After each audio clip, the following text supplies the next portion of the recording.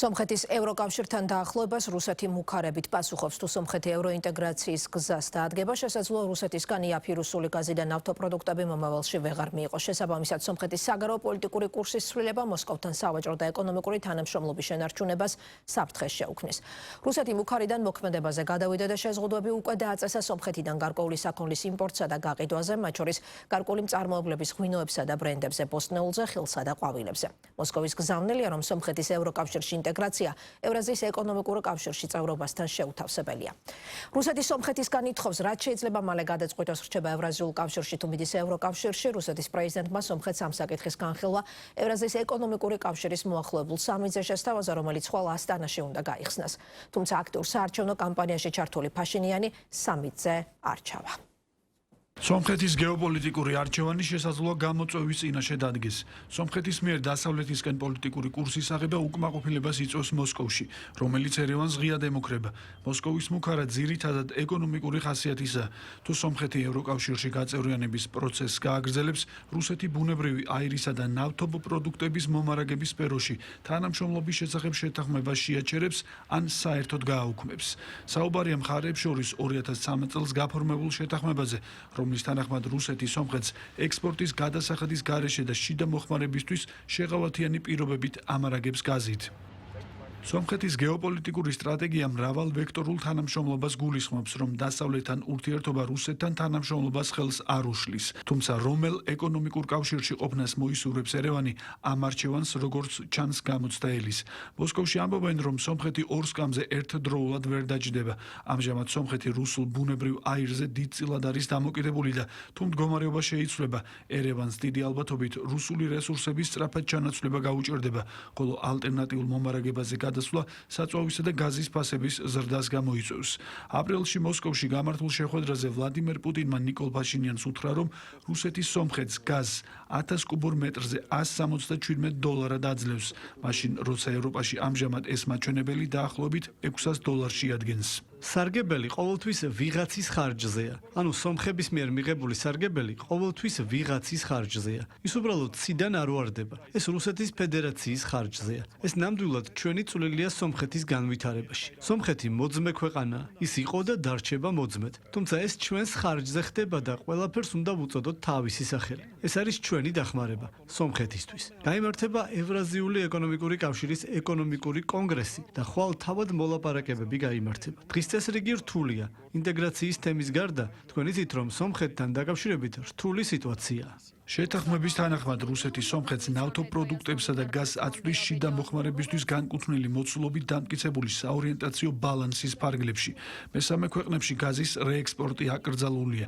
2013 წლის შეთანხმება ბუნებრივ აირთან ერთად ნავთობპროდუქტებს და ბრილიანტებსაც მოიცავს.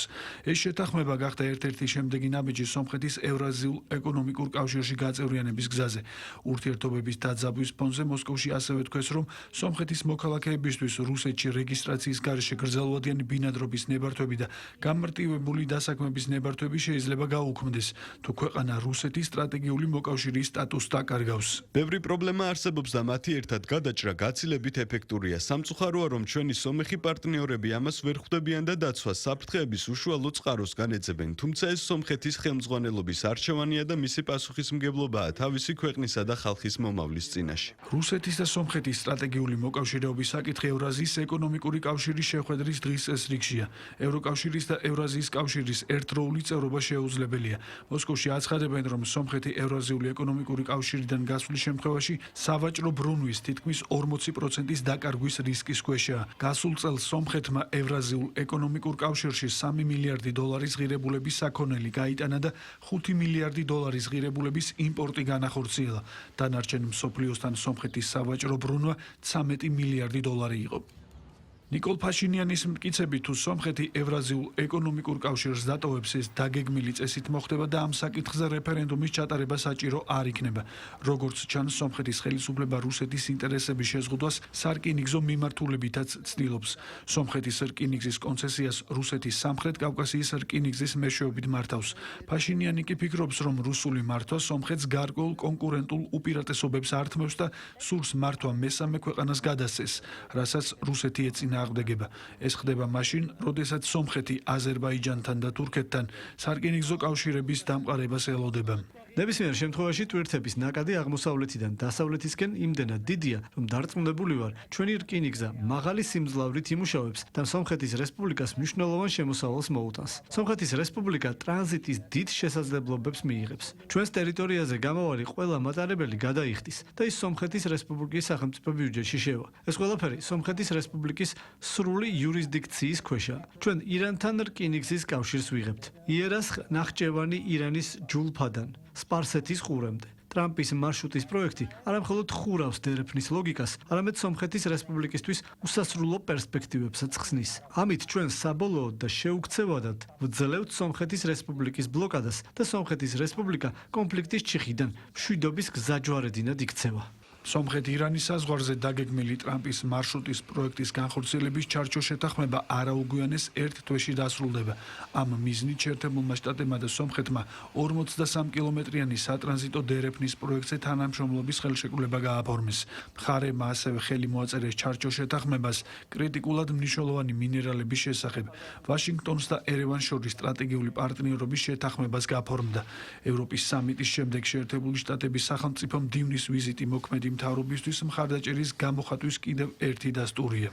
სტრატეგიული პარტნიორობის ქარტიის განახლებით ეს შესაძლებლობაა გამოკვეთოთ ამერიკის შეერთებული შტატების სომხეთის ორმხრივი ურთიერთობების მომავალი და შევქმნათ ახალი გზა პარტნიორობისა და ეკონომიკური შესაძლებლობებისთვის სომხებისა და ამერიკელებისთვის. ქვეყნები, რომლებსაც კრიტიკულად მნიშვნელოვანი მინერალების მიღება და გადამუშავება შეუძლიათ ეკონომიკური დამოუკიდებლობის მოპოვებას და 21 საუკუნის ინოვაციების ცენტრში აღმოჩენის შესაძლებლობას მისცემს. ხოლო ისინი, ვინც ჩამორჩებიან, ამის გამო დაზარალდებიან. ჩვენ შევძლებთ ერთად ვიმუშაოთ იმის უზრუნველსაყოფად, რომ ორივე ქვეყანას, ორივე ჩვენს ეკონომიკას ჰქონდეს საიმედო წვდომა ამ კრიტიკულად მნიშვნელოვან მინერალებზე. სომხეთის გეოპოლიტიკური არჩევანის საკითხი ქვეყანაში 7 ივნისს დაგეგმილ საპარლამენტო არჩევნებში გადაწყდება. ფაშინიანის მთავარი მოწინააღმდეგე ბლოკ ძლიერი სომხეთის ლიდერის სამუელ კარაპეტიანია, რომელსაც ფაშინიანი ჯაშუშობაში ადანაშაულებს. სამუელ კარაპეტიანი ამჟამად შინაპატიმრობაში იმყოფება. მას ბრალი ედება ხელისუფლების ხელში ჩაგდების და ფულის გათეთრების საჯაროდ მოწოდებაში, რასაც თავად კარაპეტიანი არ ეთანხმება.